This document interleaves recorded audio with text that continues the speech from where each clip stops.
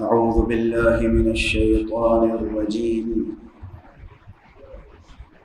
بسم الله الرحمن الرحيم. الحمد لله رب العالمين، والصلاة والسلام على أشرف الخلائق أجمعين، سيدنا وسيد الأولين والآخرين، حبيبنا وحبيب إله العالمين، إمام المرسلين وخاتم النبيين، أبي القاسم المصطفى محمد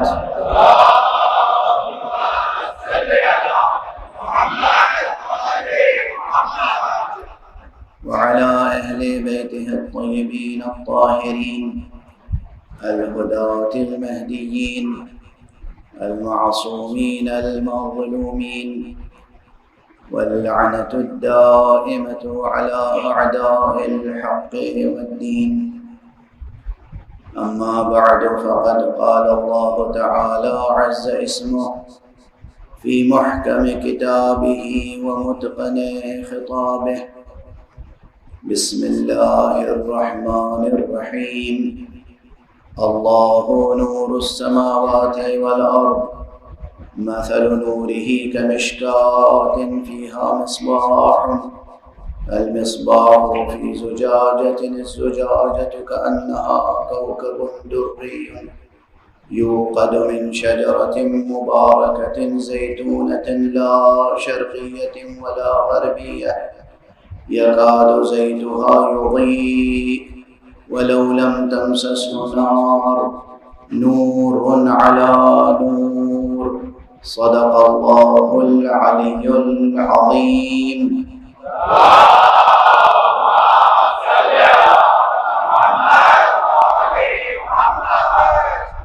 ایک اور بلند تر صلوات پڑھیں.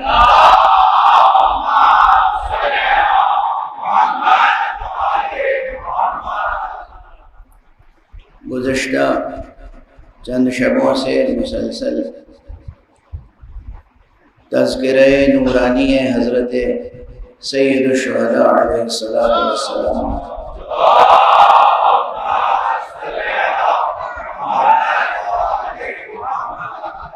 ہو رہا ہے، لیکن بیشتر حصہ بیان کا تقریباً تمہیدی اور مقدماتی رہا،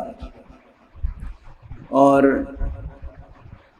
آپ حضرات کی بلند و بالا صلواتوں کے ساتھ میری کوشش یہ رہی کہ دل کی کلی کھلے، ذہن کی فضا روشن ہو،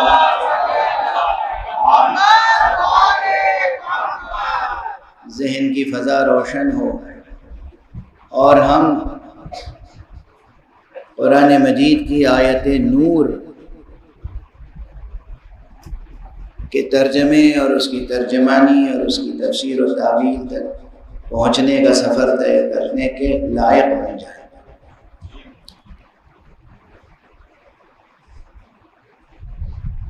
سورہ مبارکہ نور کی یہ آیت جو 35ویں آیت ہے، قرآن مجید کے استعاراتی نظام کا ایک حصہ ہے. اب یہ ذرا مشکل تعبیر ہو گئی. اب 2-3 دنوں سے بہت آسان گفتگو تھی، تو بعض میرے احباب ہیں جو آسان گفتگو کرتا ہوں تو وہ انہیں پسند نہیں آتی، وہ عادی ہو گئے ہیں اس انداز سے سننے کے. لیکن بہرحال آسان اور مشکل دونوں طرح سے بیان کو قبول کرنے کی کوشش کیجیے.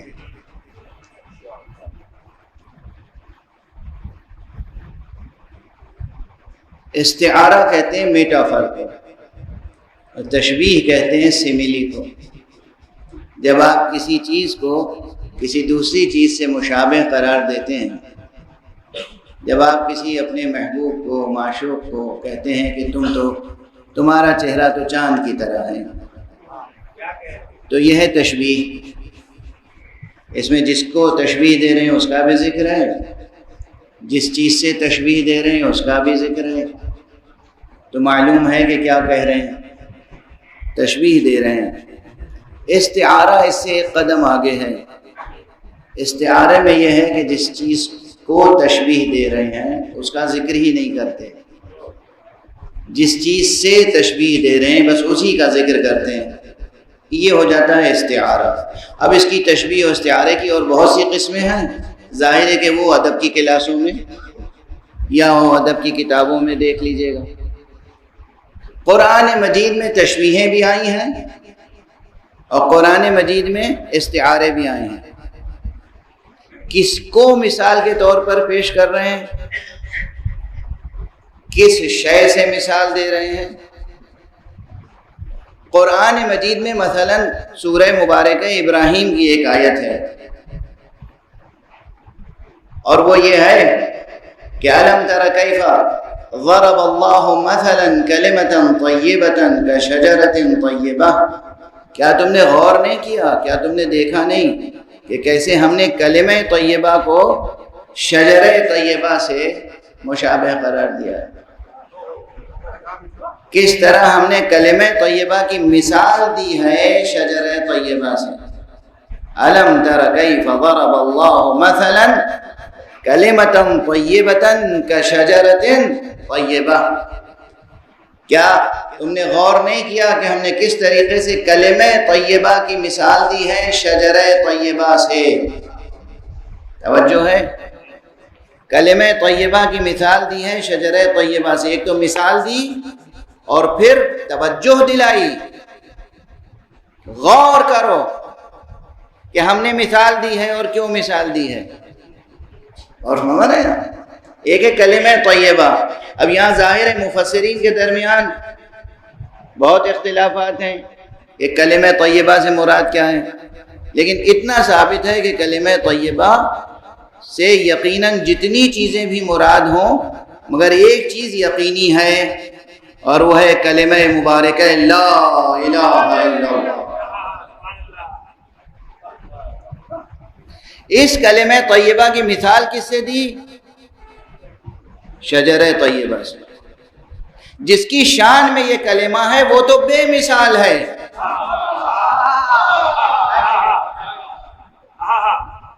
ذات گرامی حق سبحانہ و تعالی وہ ہے کہ لیس کمثلہ شیء، وہ مطلقاً بے مثال ہے، کسی شے سے اس کو مثال، کسی شے کی مثال اس کی ذات سے نہیں دی جا سکتی، اور اس کی ذات کی مثال میں کوئی شے اور پیش نہیں کی جا سکتی، کوئی شے۔ یاد رکھیں ہمارے شعراء پروردگار انہیں سلامت رکھے، ان کو اور رزق سخن عطا فرمائے، لیکن یہ جو نازک سی ایک لکیر کھینچی ہوئی ہے یہ باقی رہنی چاہیے۔ ذات حق وہ ہے، اللہ سبحانہ و تعالی کی ذات گرامی وہ ہے جس کی مثال کسی شے سے نہیں دی جا سکتی، اور کسی شے کو اس کی ذات سے مثال نہیں دی جا سکتی۔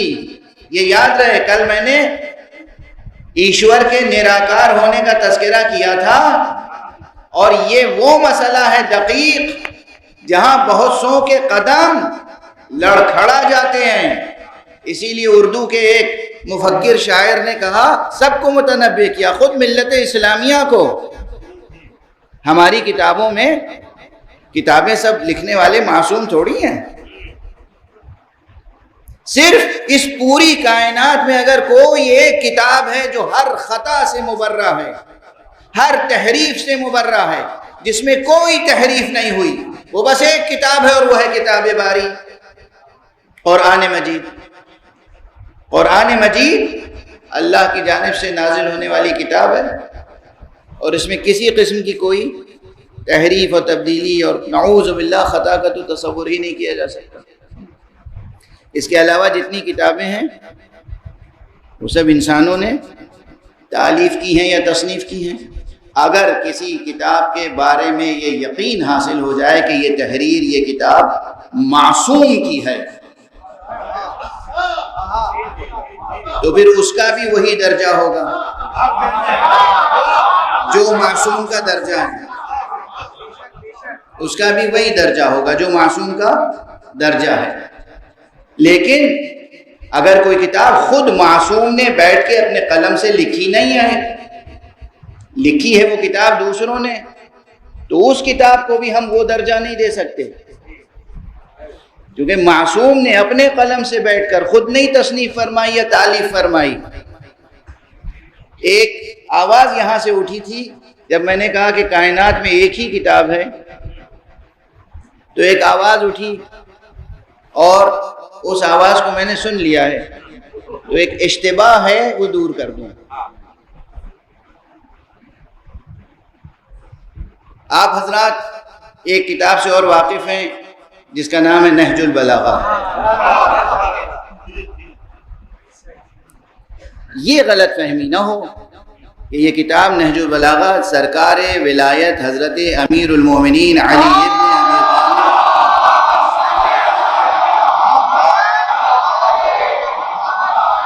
علیہ الصلاۃ والسلام نے اپنے دست مبارک سے بیٹھ کے شروع سے آخر تک پوری کتاب لکھی ہے، ایسا نہیں ہے جوانان عزیز، ایسا نہیں ہے۔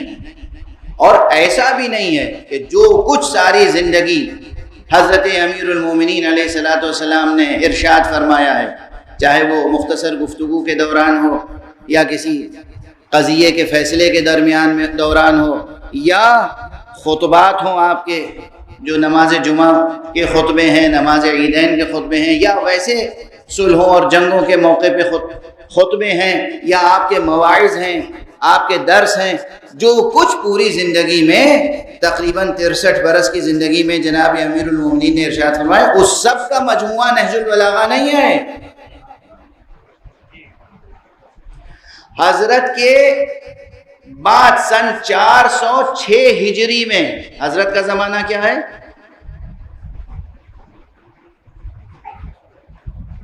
سن 40 ہجری میں جناب امیر المومنین علیہ الصلوۃ والسلام کی شہادت ہوئی۔ 40 ہجری 40، صرف 40۔ یہ کتاب کب کمپائل کی گئی؟ 406 یا اس کے آس پاس، یا اس کے آس پاس۔ کتنا زمانہ ہے درمیان میں؟ 400۔ وہ بھی علامہ سید شریف رضی نے ادبی نقطہ نظر سے حضرت کے طویل خطبوں میں سے، طویل گفتگوؤں میں سے منتخب کر کے کچھ چیزیں جمع کی ہیں۔ سمجھ رہے ہیں؟ میں مثال کے طور پر بلا تشبیہ، میں 1 گھنٹے تقریباً تقریر کرتا ہوں، اخبار میں رپورٹ جو آتی ہے اس میں میرے کئی جملے ہوتے ہیں؟ کتنے سینٹنسز ہوتے ہیں؟ وہ بھی ایز اٹ از نہیں ہوتے، یعنی میں تقریر کر رہا ہوں، مائک سے دور تک لوگ سماعت فرما رہے ہیں، یہ میڈیا کے ذریعے سے پہنچ رہا ہے، پھر بھی اخبار میں جو جملہ چھپے گا وہ جملہ میرے جملے سے مختلف ہوگا، اور ہمارے ہاں تو اب نیریشنز میں یہی ہوتا ہے، جو نیریشنز پہنچے ان میں سے بھی اقتباس کیا گیا، وہ اقتباسات کا مجموعہ ہے نہج البلاغہ۔ تو اب نہج البلاغہ کے تعلق سے ایک بات ذہن میں رہے، کوئی نہج البلاغہ کو ظرف علم علی نہ سمجھے۔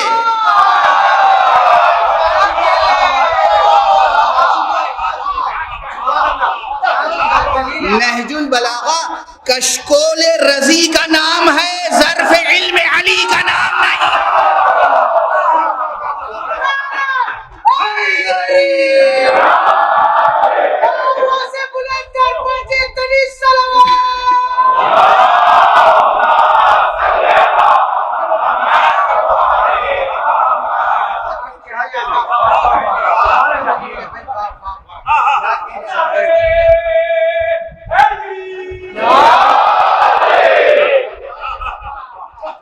نہج البلاغہ، یہ جملہ اگر اب اسی جملے کی تشریح کرتا رہوں تو آج کی پوری مجلس ہو جائے گی، لیکن مجھے کچھ اور باتیں بھی عرض کرنی ہیں کہ نہج البلاغہ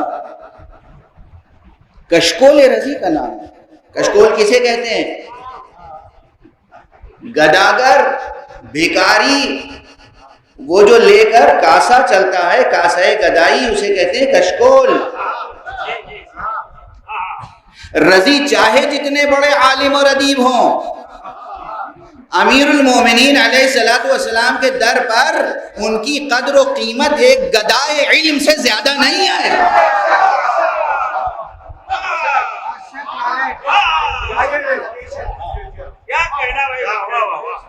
رضی ہوں، ان کے بڑے بھائی سید مرتضیٰ ہوں، یا کوئی بھی اپنے وقت کا بڑے سے بڑا عالم ہو، کوئی بھی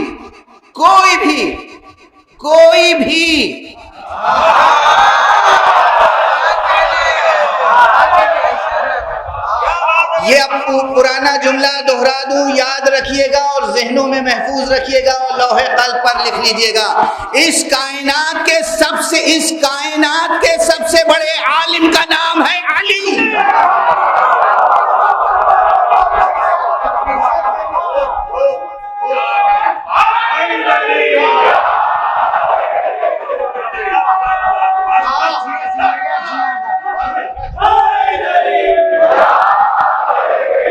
اور قبل اس کے کہ سنبھل کے پورا کر لینے دیجیے جملہ، قبل اس کے کہ آپ غلو کا الزام لگائیں، ایک جملہ کہہ دوں، آپ کے تمام اعتراضات کا سد باب ہو جائے گا۔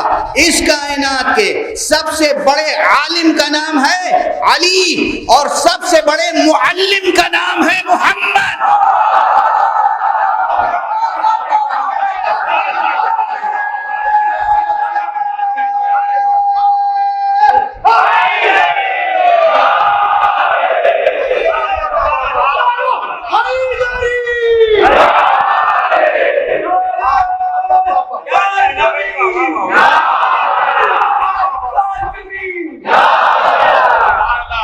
اور مصطفیٰ وہ ذات ہے، وہ معلم ہے، مصطفیٰ وہ معلم ہے جس کی آغوش میں تعلیم و تربیت پانے والے عالم کا نام ہے علی۔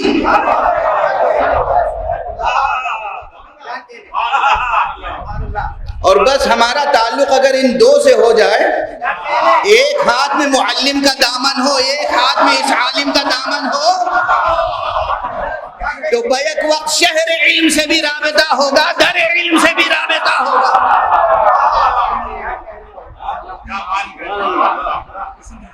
اور پھر ممکن ہے کہ جہل کی سیاہ آندھی قریب سے بھی گزر جائے۔ بہرحال تو نہج البلاغہ کتاب ہے، سید رضی کی تالیف ہے، ان کی ایڈٹ کی ہوئی کتاب ہے، بہت محترم کتاب ہے، مگر ظرف علم علی نہیں ہے۔ ظرف علم علی ہو کیسے سکتی ہے یہ کتاب؟ علی کی ذات وہ ہے جسے قرآن مجید میں حق سبحانہ و تعالی نے کہیں کتاب مبین کہا ہے، کہیں امام مبین۔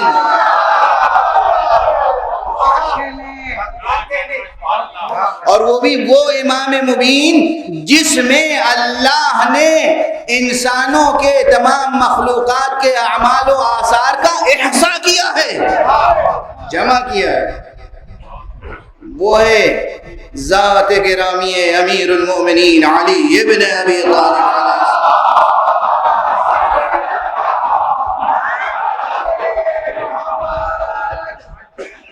بہرحال بات سے بات نکلتی چلی آتی ہے، تو جو عرض کرنا ہوتا ہے وہ جملہ بھی ادھورا رہ جاتا ہے۔ میں عرض تو یہ کر رہا تھا کہ قرآن مجید میں تشبیہیں بھی ہیں اور استعارے بھی ہیں، سیملیز بھی ہیں، میٹافرس بھی ہیں۔ یہ جو ہے آیت نور، اس میں بیک وقت تشبیہ بھی ہے اور استعارہ بھی۔ ادب اور بلاغت کی کتابوں میں بحثیں آتی ہیں تشبیہ مرکب کی، یعنی تشبیہ در تشبیہ در تشبیہ در تشبیہ تہدار تشبیہ، اسے کہتے ہیں تشبیہ مرکب۔ اور اگر تشبیہ میں استعارہ بھی قائم ہو جائے یا استعارے پر تشبیہ کی تعمیر ہو. اور ہمارے ہاں کیا ہے آیت؟ اللہ نور السماوات والارض، اللہ ہے آسمانوں اور زمینوں کا نور. اور مثال اب دی گئی اللہ کے نور کی. کیا مثال دی گئی؟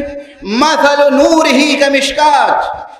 یہاں مثال میں جو چیز پیش کی گئی وہ ہے مشکات، لیکن مشکات حقیقی نہیں ہو سکتی.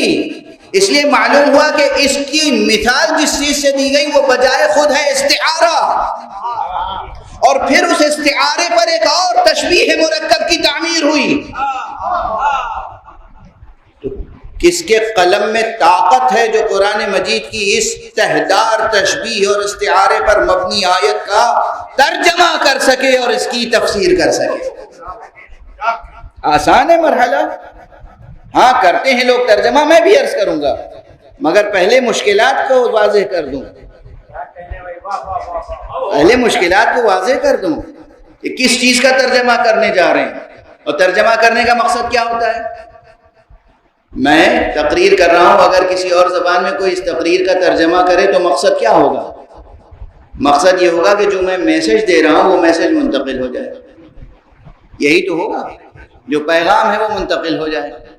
تو ترجمہ اور ترجمانی اور تفسیر ان سب کا ہدف اور مقصد ایک ہے کہ اس آیت مبارکہ میں جو پیغام اللہ سبحانہ و تعالی نے انسان کی نگاہ کو جس طرف موڑا ہے، نظر ادھر ہی مڑے، کہیں اور نہ جائے. واضح ہے؟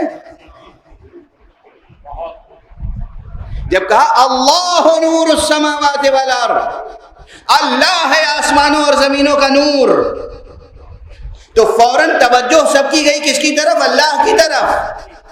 لیکن وہ ذات ایسی ہے جو نہ کسی کے دامن نگاہ میں سمٹ سکتی ہے، نہ دامن ذہن میں سمٹ سکتی ہے، نہ دامن خیال میں سمٹ سکتی ہے. ممکن نہیں ہے کہ اس کی ذات کا کوئی بھی تصور کسی ذہن میں آ جائے.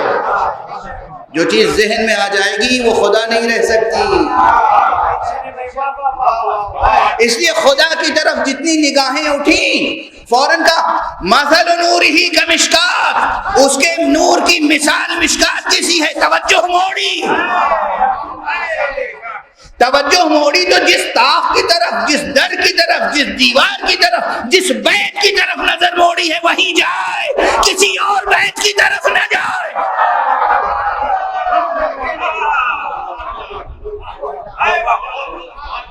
واضح ہے؟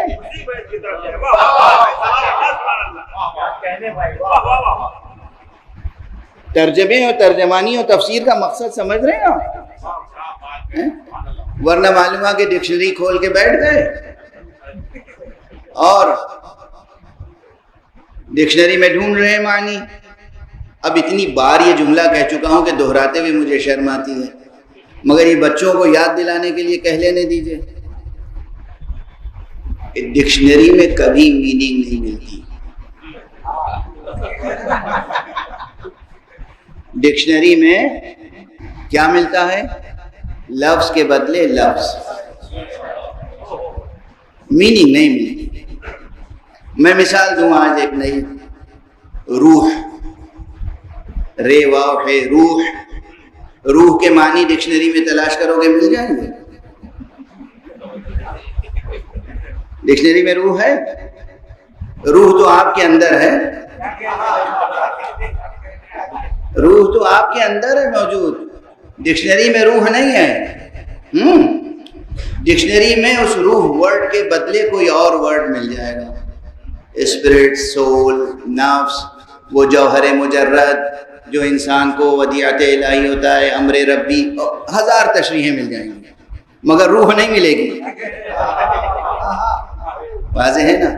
اب بہرحال کوئی صاحب ڈکشنری لے کے بیٹھ جائیں اور اس میں تلاش کریں اللہ نور السماوات والارض مثل نورہ کمشکات. اب سب سے مشکل لفظ مثلا مشکات آیا تو ڈھونڈیں گے مشکات کے کیا معنی ہیں. مشکات کے معنی ہے طاق. دیواروں میں طاقچہ بنتا تھا نا، وہ بھی وہ طاق ایک ہوتا ہے، اب کیا کہیں اپنی اردو زبان ہے، جھروکا، روشن دان، یعنی ادھر سے ادھر دیکھ سکتے ہیں، ادھر سے روشنی ادھر آ سکتی ہے، ہوا ادھر آ سکتی ہے، بیچ میں دیوار نہیں ہے۔ ایک یہ کہ نہیں، دیوار ہے اور دیوار میں بند طاق ہے جس پر چراغ رکھا جا سکتا ہو، اس کو کہتے ہیں مشکات۔ اور ایسا طاقچہ، ایسا طاق کہ جس میں ایک چراغ رکھا ہوا ہے، اور اس چراغ کیسا ہے کہ اس پر ایک فانوس ہے اور وہ فانوس چمک رہا ہے اس طرح جیسے موتیوں سے بنا ہوا ہو، اور وہ بھی اس طرح چمک رہا ہے کہ جیسے کوئی روشن ستارہ چمک رہا ہو۔ اب دیکھیے آپ، ایک تہ در تہ کتنی تشبیہیں ہیں، لیکن سب سے بڑا مسئلہ ہے کہ وہ طاق کون سا ہے جس پر وہ چراغ رکھا ہے جو اللہ کے نور کی مثال بن سکتا ہے۔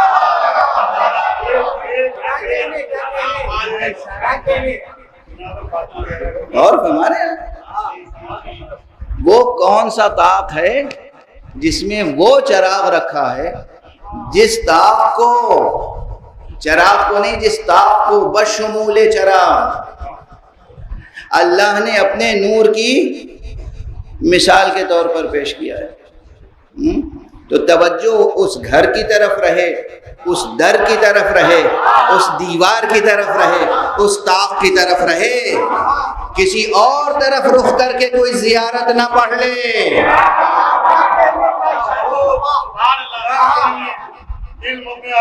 اور ہمارے یہاں توجہ برقرار رکھیے، بس اگر اسی انداز سے میں صرف ترجمے کی مشکلیں اور ترجمہ مرحلہ و مرحلہ کرتا رہا تو وقت گزر جائے گا۔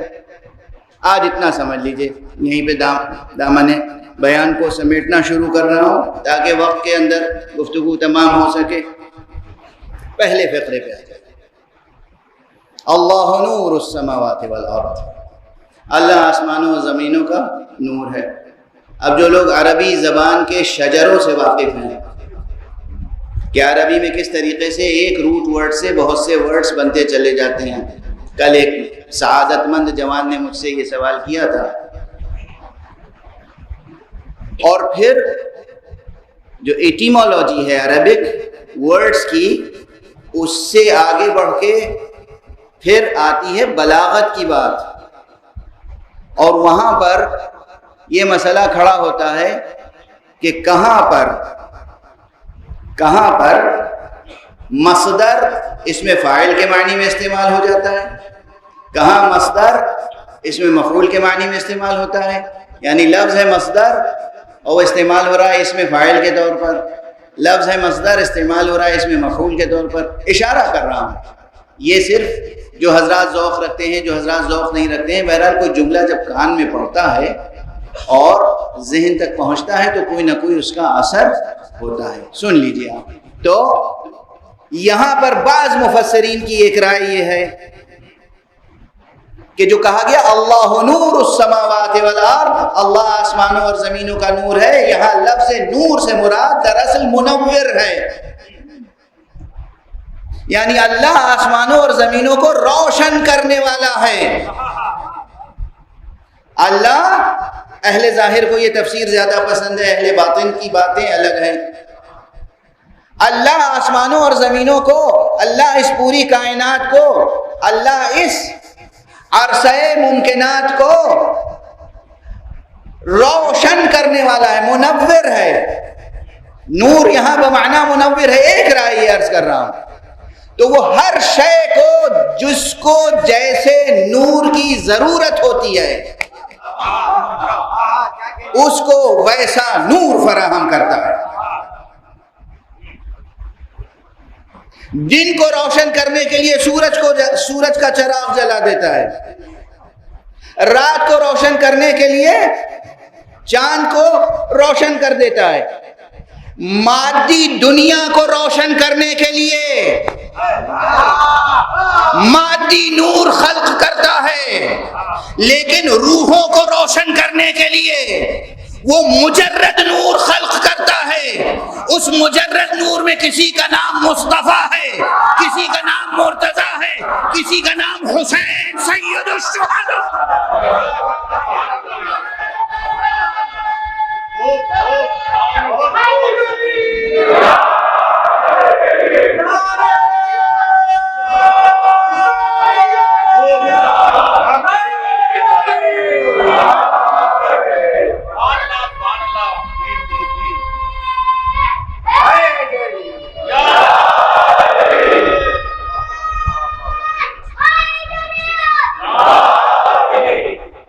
قرآن مجید ہی میں خود رسول اللہ کو سراج منیرہ کہا گیا ہے یا نہیں؟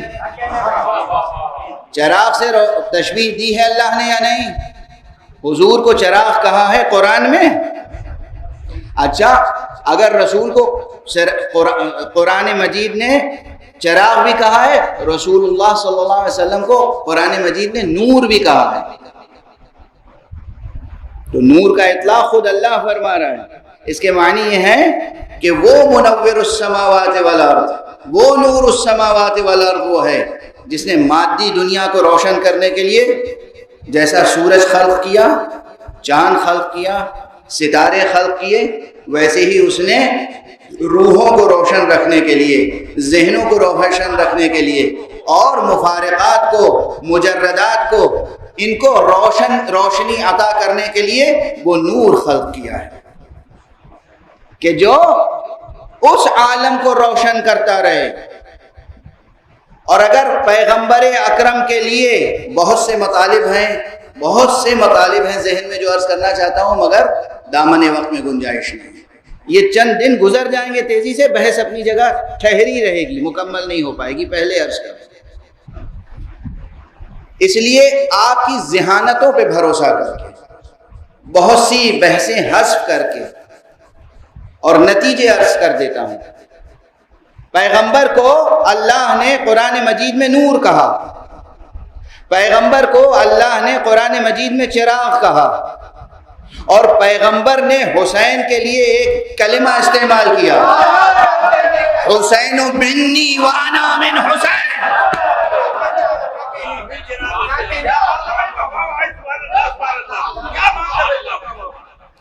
اب اگر حضور کی ذات گرامی بنفس قرآن نور ہے، اگر حضور کی ذات گرامی بنفس قرآن چراغ ہے، تو مجھے کہنے میں کوئی تعمل ہے؟ کسی اور سے سند چاہیے، دلیل چاہیے، برہان چاہیے؟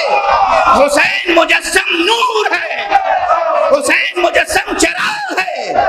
اگر زندگی میں کامیابی حاصل کرنی ہے تو حسین کے انوار کی روشنی میں زندگی بسر کرو، اور حسین کے اقدار کے ساتھ ساتھ زندگی بسر کرو۔ صلوات پڑھ دیں محمد و آل محمد۔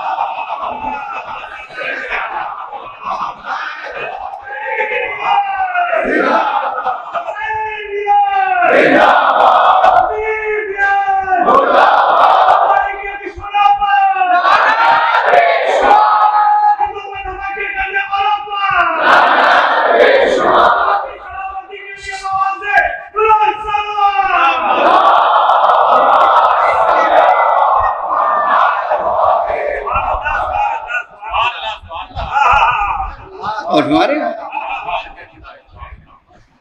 ویسے یہ حدیث بھی آپ نے لاکھوں بلکہ لاکھوں سے بھی زیادہ بار سنی ہوگی، لیکن خدا کی قسم کتنی حسین ہے یہ حدیث۔ ایک تو یہ یاد رکھیے کہ املا بھی دونوں کا ایک ہے، حسین لکھو یا حسین،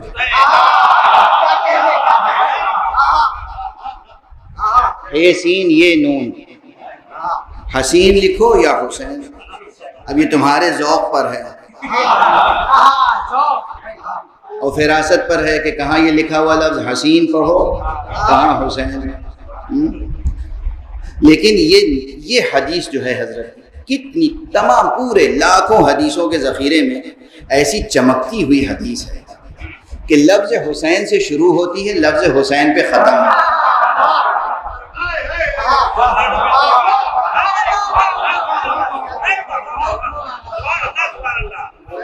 قربان ہو جائے پوری کائنات کی فصاحت و بلاغت کلام مصطفیٰ صلی اللہ علیہ وآلہ۔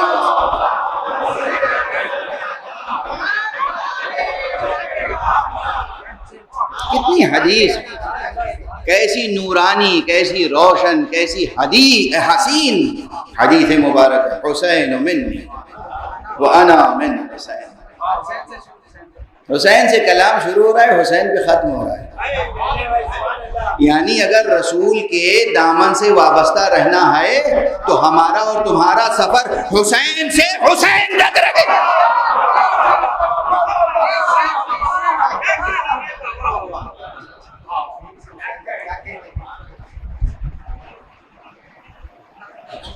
آپ کی ذہانتوں پہ رشک آتا ہے، دل سے دعائیں نکلتی ہیں، اور ان لوگوں کی ذہنیتوں پہ افسوس ہوتا ہے جو یہ باتیں سمجھ نہیں پاتے۔ ایک صلوات پڑھ دیجیے محمد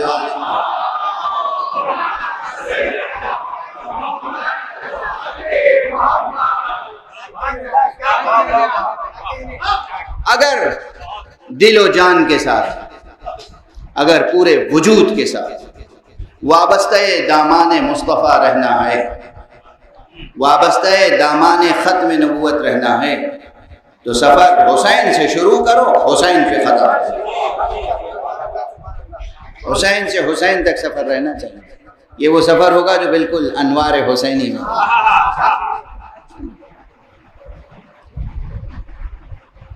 معلوم ہے، تاریخ میں مشہور ہے تاریخ ولادت سرکار سید الشہداء 3 شعبان 4 ہجری، اس پر تقریباً اجماع ہے یا شہرت ہے۔ اب یہ نہیں کہہ کے آپ کے ذہن کو مقدر کرنا چاہوں گا، لیکن پھر بھی کہہ رہا ہوں تاکہ جن میں تحقیق کا ذوق ہے وہ اپنے ذوق کو بھی آسودہ کریں۔ تاریخ میں، یہ انسانوں کی لکھی ہوئی تاریخ میں، درباریوں کی لکھی ہوئی تاریخ میں، بازاریوں کی لکھی ہوئی تاریخ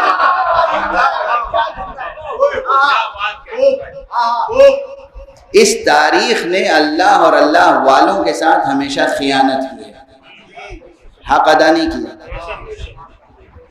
حق ادا نہیں کیا۔ تو سرکار سید الشہداء کی شخصیت ہو یا خود رسول اللہ صلی اللہ علیہ وآلہ وسلم،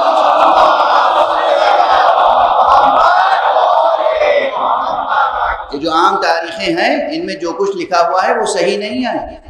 نہ جانے کتنے حالات، مناقب، فضائل چھپائے گئے، نظر انداز کر دیے گئے، لکھے نہیں گئے، اور کتنے فضائل کو حضرت کے اور آپ کے اہل بیت کے فضائل کسی اور سے منسوب کر دیے گئے۔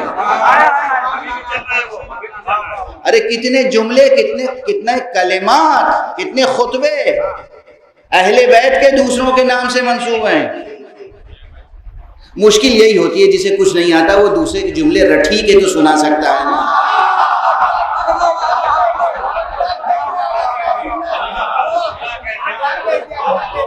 آپ خود نہیں تقریر کر سکتے تو کیا کریں گے پھر؟ اور تقریر کرنے کا شوق بھی ہو تو اور زیادہ مجبوری ہو جائے گی۔ تاریخ میں یہ ہوتا آیا، کتنا کلام مولا امیر المومنین علی ابن ابی طالب علیہ الصلوۃ والسلام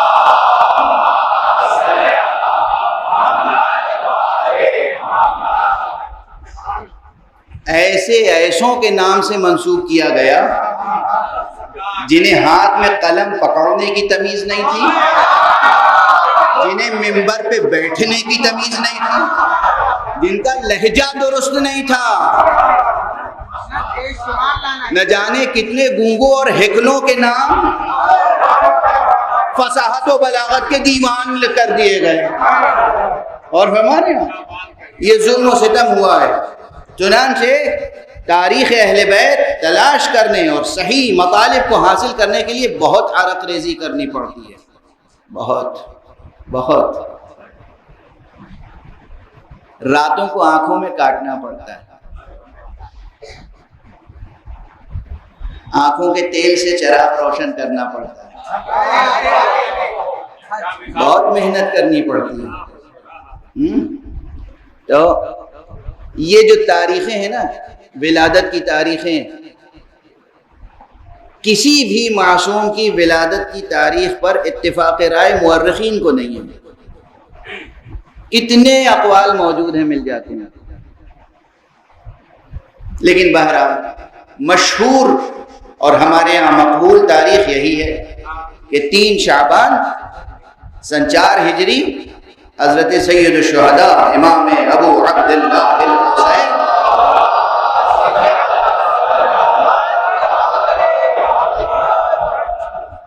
علیہ السلام کی ولادت باسعادت ہوئی، یعنی خانہ نور میں ایک نئے آفتاب کا اضافہ ہوا اور شجرہ نور تناور ہوا، اور پیدا ہوتے ہی وہ کرامتیں سامنے آئیں وہ منقبتیں سامنے آئیں، وہ فضیلتیں سامنے آئیں جس نے یہ بتا دیا کہ یہ پیدا ہونے والا وہ ہے جو دنیا میں اس زمین پر رہنے والوں کے لیے بھی شفاعت کا سبب بنے گا اور عالم ملکوت میں رہنے والوں کے لیے بھی شفاعت کا سبب بنے گا۔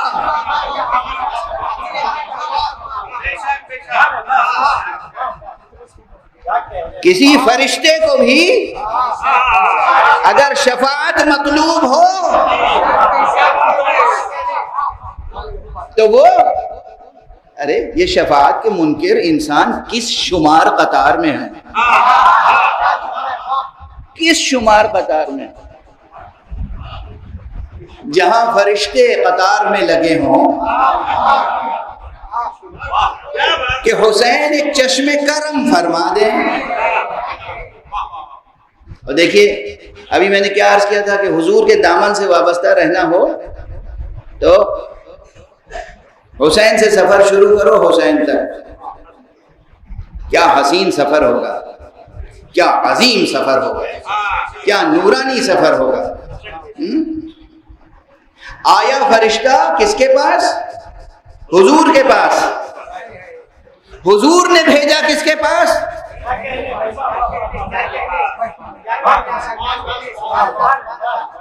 فرشتہ آیا تھا سرکار رحمت للعالمین کی بارگاہ میں۔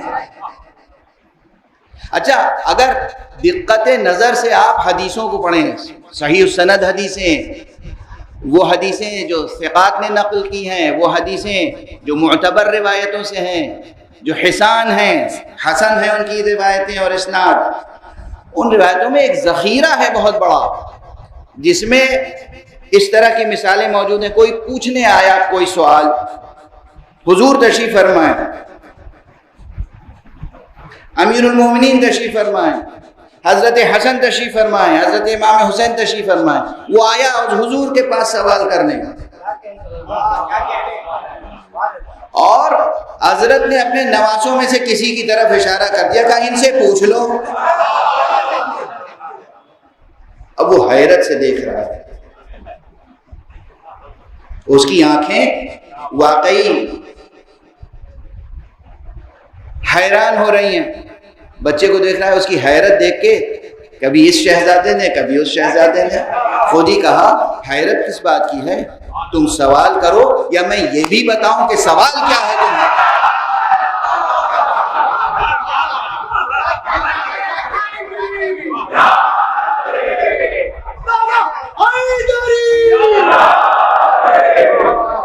تم حیرت میں مبتلا رہو گے، پوچھو گے، یا میں یہ بتاؤں کہ پوچھنا کیا چاہتے ہو اور یہ بھی بتاؤں کہ اس کا جواب کیا ہے۔ ایسی بہت سی روایتیں ہیں معتبر سندوں سے، سمجھ رہے ہیں آپ؟ تو یہ جملہ یوں ہی نہیں کہ کوئی جناب خطیبانہ مبالغہ تھا، یہ جو ایسے ہی غلو کرتے ہیں، نہیں، یہ غلو نہیں ہے، یہ خطیبانہ تعبیر نہیں ہے۔ نہ جانے کتنے مواقع ہیں جہاں لوگ آئے کسب فیض کے لیے حضور تک، حضور نے کہا ان سے کسب فیض کر لو۔ تو یہاں فرشتہ آیا اور وہ بھی سید الملائک کے ساتھ، جبرائیل لے کے آئے ہیں فطرس کو، اور حضور کی خدمت میں پیش کیا۔ حضور نے کہا کہ لے جاؤ گہوارے حسین کے پاس۔ اگر فطرس کو گہوارہ حسین کے پاس جا کر مراد مل سکتی ہے تو ہمیں بھی ذریعہ حسین کے پاس جا کر۔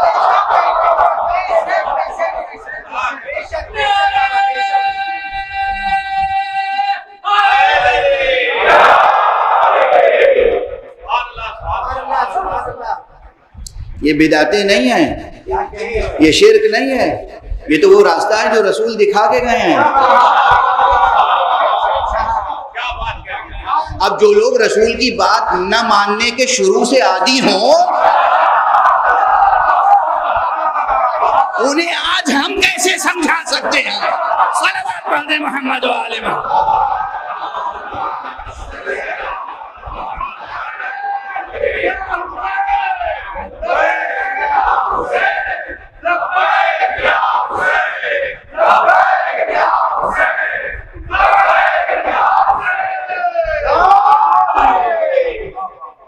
میرے ہاتھ میں یہ ایک یاد دہانی موجود ہے. جیسے ہی ممبر پہ آیا تھا تو بچے نے مجھے یہ دے دی تھی. یہ بڑی اہم تحریک ہے.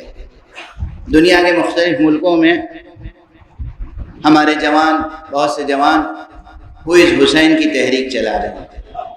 مجھے دل سے پسند ہے یہ تحریک. پروردگار ان جوانوں کو کی توفیقات میں اضافہ فرمائے اور زیادہ سے زیادہ لوگوں تک یہ پیغام نام حسین اور پیغام حسین کو پہنچا سکیں. یہ ہم سب کے اوپر فرض ہے. جو جتنا کنٹریبیوٹ کر سکے کم ہے.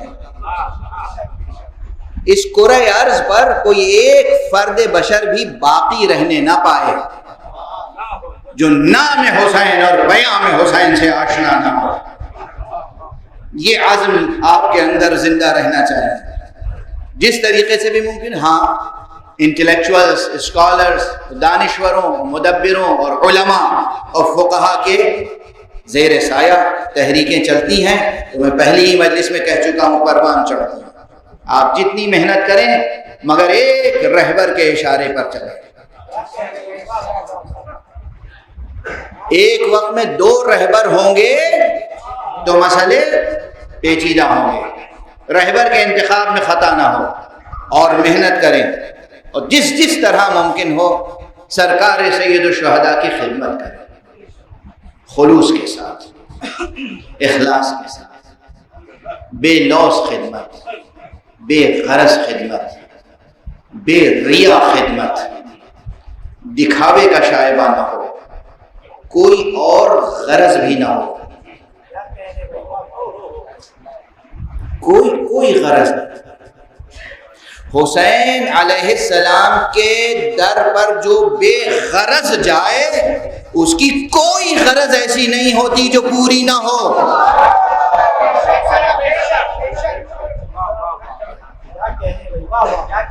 یہ یاد رکھو، بھروسہ رکھو خدا پر. آج ایک بہت اہم مطلب، علمی مطلب عرض کرنا چاہتا تھا لیکن وہ بھی رہ گیا. پھر بھی بہت خوشردہ مختصر چند جملوں میں کہوں گا، لیکن یاد رکھیے گا آپ کا وہ ذہن جو نور ولا سے منور ہے وہ خود اس کی تفصیلات انشاءاللہ سمیٹ لے گا اپنے دامن میں. یہ جو کیمپ لگا رہے ہیں بہرحال یہ غالباً بلڈ ڈونیشن کیمپ ہے. بعض حضرات اس کی مخالفت کرتے نہیں، مخالفت نہ کیجیے. آقا حسین علیہ السلام کے نام پر اگر بلڈ ڈونیشن کیمپ لگتا ہے تو اس میں بھی ضرور شرکت کیجیے جو لوگ شرکت کر سکتے ہیں. نہیں، آقا حسین کے نام پر ہر وہ کام جو تعمیری ہو، جو کنسٹرکٹیو ہو، کلچرل ہو، ایجوکیشنل ہو، جس طرح کے پرامن کام ہو ان سب میں آپ کو حصہ لینا چاہیے، جو شخص بھی حصہ لے سکتا ہے. یہ بے غرضی کہاں سے پیدا ہوتی ہے؟ کیسے پیدا ہوتی ہے؟ کیسے انسان کیسے بے غرض ہو سکتا ہے؟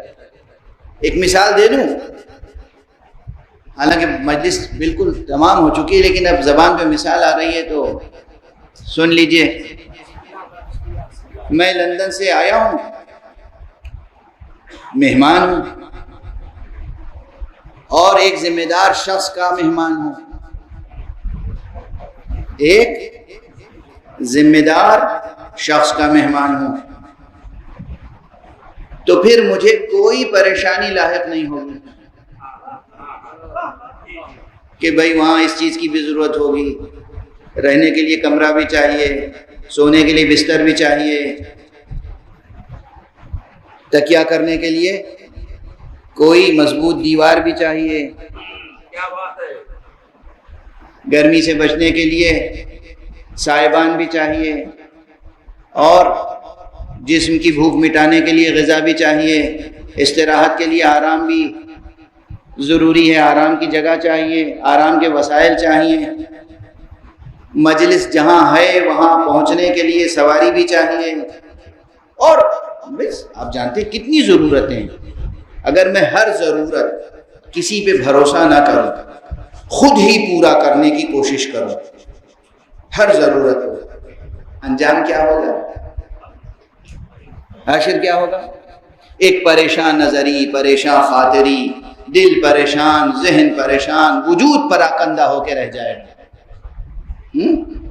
اگر بھروسہ کیا لیکن صحیح شخص پہ نہیں کیا،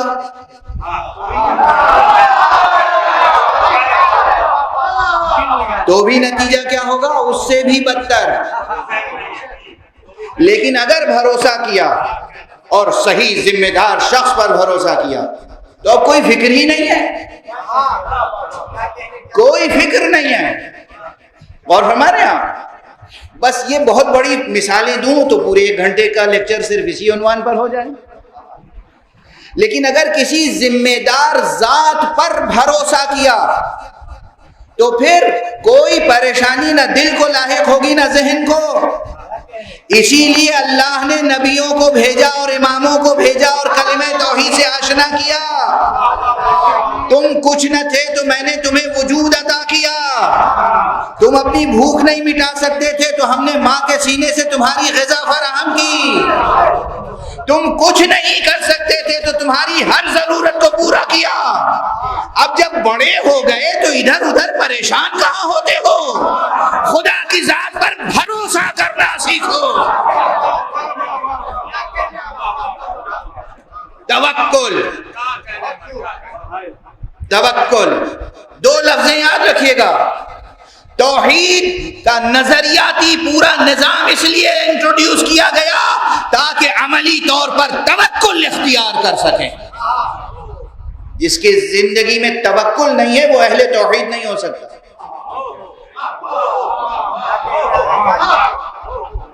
جس کی زندگی میں توکل نہیں ہے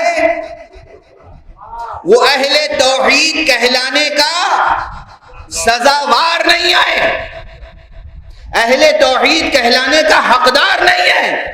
وہی ہوگا اہل توحید جو عملی طور پر توکل رکھتا ہو، یعنی بھروسہ حق سبحانہ و تعالی، بس اللہ پر بھروسہ۔ جو اللہ پر بھروسہ رکھتا ہو اور توکل رکھتا ہو اسی کی یہ شان ہوتی ہے کہ دنیا و ما فیہا سے بے نیاز ہوتا ہے، اور پھر کوئی بھی مقابلے پر آئے اگر اس سے بیعت طلب کرتا ہے تو ایک ہی جملہ کہتا ہے، ان مثلی لا یبایع مثلہ، مجھ جیسا اس جیسے کی بیعت نہیں کر سکتا۔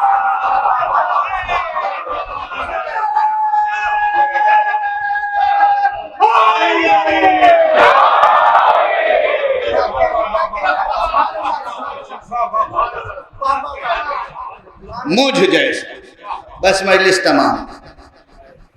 یہ خود یہ جملہ ایک سرچشمہ نور ہے خدا کی قسم۔ آقا حسین علیہ السلام کا یہ جملہ ایک سرچشمہ نور ہے۔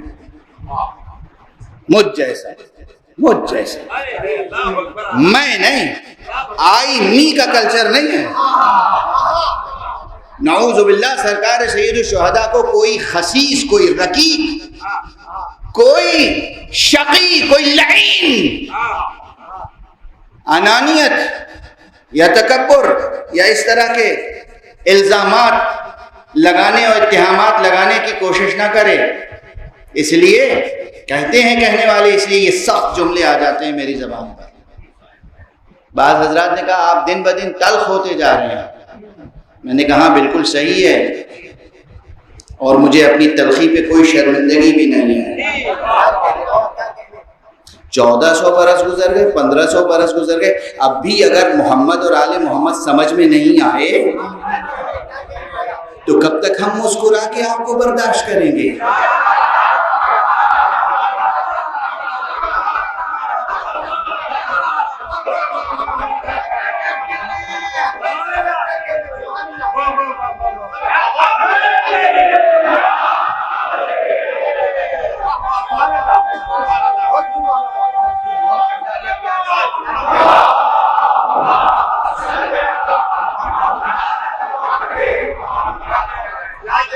اتنا زمانہ گزر گیا ابھی سمجھ میں نہیں آیا۔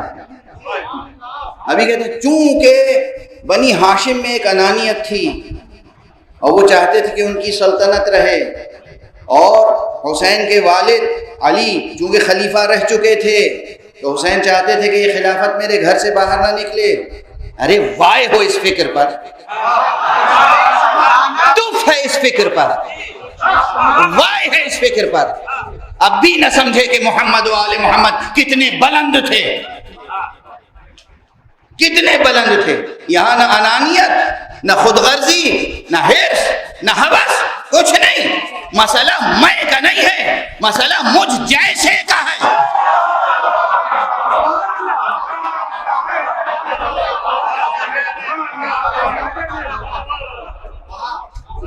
مجھ جیسا سمجھنا ہو، یہ مجھ جیسا کیا مطلب، مجھ جیسا کیا مطلب؟ پھر پلٹ کے جاؤ، حسین منی وانا من حسین.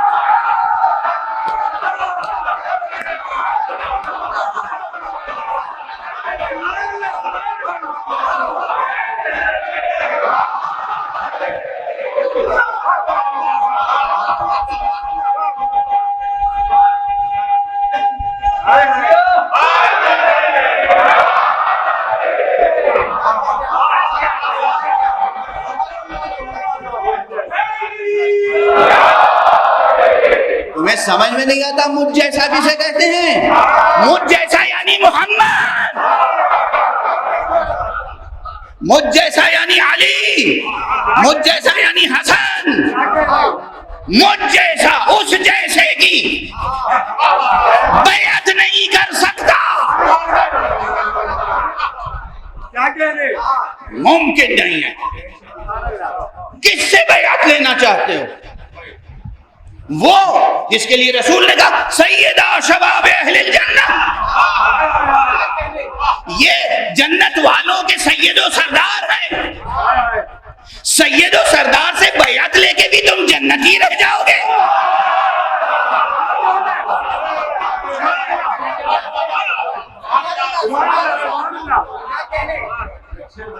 اگر نبوت پر یقین ہے، اگر نبی کے کلام پر یقین ہے، تو سعادت مندی سے ہر امتی کو سر جھکا کے کہنا چاہیے حسین ہاتھ بڑھائیں، ہماری بیعت قبول کریں. کیوں؟ ہم کیوں حسین کہیں گے؟ ہم کیوں تمہاری بیعت قبول کریں؟ آپ سید و سردار جنت ہیں، رسول نے پہچنوایا ہے، اور ہم چاہتے ہیں کہ ہم بھی جنتی ہو جائیں. حسین سے خدا کی قسم وہی، خدا کی قسم وہی حسین سے بیعت طلب کر سکتا ہے جس کا نہ نبوت پہ یقین ہو، نہ آخرت پر.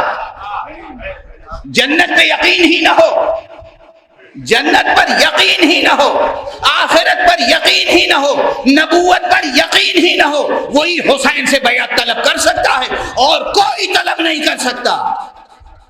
نہ حسین سے، نہ حسین جیسے سے.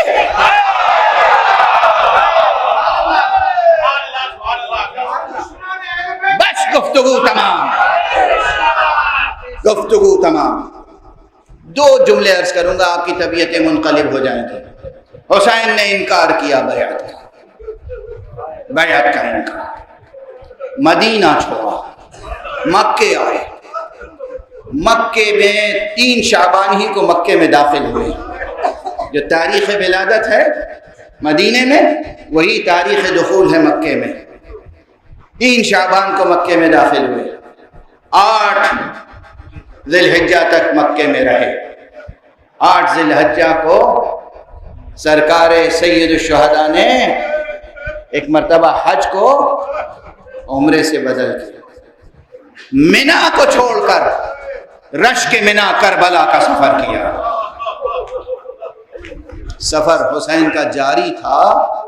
بس 2 جملے، آقا کا سفر جاری تھا کہ راستے میں کوفے کی طرف سے آتے ہوئے 2 شخص نظر آئے. آقا نے اپنے اصحاب سے کہا عباس، بیٹا علی اکبر، ذرا آگے بڑھو، دیکھو کون آ رہا ہے، انہیں میرے قریب لے آؤ. آنے والے 2 شخص قبیلہ بنی اسد کے تھے. آتے ہی انہوں نے سرکار سید الشہداء کے روئے مبارک کو دیکھا، روئے مبارک کو، اور ان کی آنکھوں میں آنسو، چہرے پر پریشانی کے آثار. آقا نے کہا کہاں سے آ رہے ہو؟ کہا سرکار کوفے سے. کوئی خبر ہے؟ کہاں ہے تو، مگر سب کے سامنے نہیں عرض کر سکتے.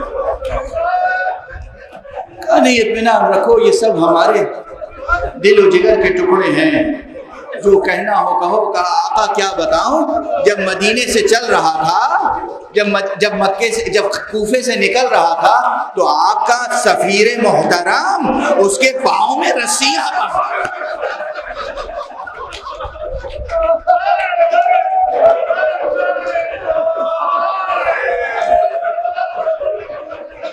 کوفے کی گلیوں میں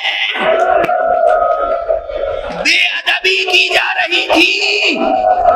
آقا حسین مسلم ابن عقیل اور ان کو اپنے گھر مہمان رکھنے والے ہانی ابن عروہ دونوں کو قتل کر دیا گیا۔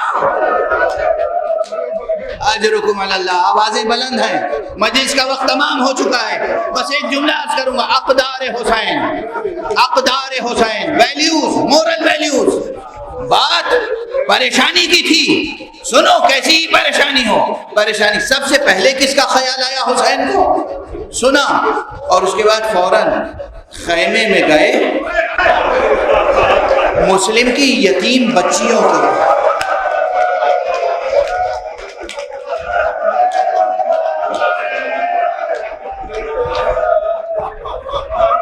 قریب بلایا اور بہت شفقت سے سر پہ ہاتھ رکھا۔ بچی نے ایک مرتبہ امام کا چہرہ دیکھا، ماموں جان میرے بابا کی خیر دو۔ بچی کی فراست، بچی کی فراست، سرکار سید الشہداء نے بچی کو تسلی دی، سینے سے لگا لیا۔ سگی بھانجیاں ہیں، سگی بھانجیاں ہیں۔ جناب مسلم نے عقیل کی زوجہ مبارکہ امیر المومنین کی بیٹی ہیں، جن کا نام بھی رقیہ تھا۔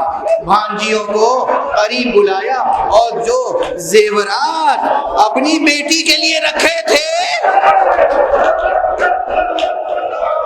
وہ کوہر، وہ گوشوارے یتیم بچیوں کی نظر کر دیے۔ ہائے حسین بتا رہے ہیں کوئی شہید ہو جائے تو اس کے بچوں سے کیسا سلوک کیا جاتا ہے، مگر اللہ اکبر کربلا، ادھر حسین شہید ہوئے، ادھر یتیمان حسین کے رخساروں پر تماچے لگائے، کانوں سے گوہر لوٹے گئے، خیموں میں آگ لگائی گئی، زمین سے تا آسمان ملائکہ کی فریادیں بلند تھی، واہ حسینہ واہ علیہ، انا للہ و انا الیہ راجعون، رضا بقضائہ و تسلیما لامرہ۔ پروردگار علوم قرآن اور معارف اہل بیت سے آشنا فرما، پروردگار معبود پالنے والے ملت اسلامیہ کو تہذیب محمد و آل محمد کے سانچے میں ڈھال دے۔ پروردگار ہمارے جوانوں کے جوش اور جذبے میں اور ثبات و استقلال و برکت عطا فرما، ہم کو اور ہمارے جوانوں کو پوری دنیا میں نام حسین اور پیغام حسین پہنچانے کی توفیق عطا فرما۔ پروردگار معبود ہمارے سروں پر رہبر معظم حضرت آیت اللہ العظمی سید علی حسینی خامنئی کا سایہ برقرار رکھ، ان کو اپنے خاص حفظ و امان میں رکھ، پالنے والے ان کی رہبری میں دنیا میں جو لوگ اسلام کے لیے اور ملت اسلامیہ کے لیے خدمت کر رہے ہیں ان سب کی توفیقات میں اضافہ فرما۔ پروردگار معبود حضرت آیت اللہ العظمی سید علی سیستانی کو بھی ہمارے سروں پر باقی رکھ۔ پروردگار جتنی مرجعیات دینیہ رشیدہ ہیں ان کی حفاظت فرما، اور پروردگار ولی آخر کو اذن ظہور عطا فرما، ان کے ہاتھوں سے اپنی رحمت و رافت و عدالت کا پرچم لے۔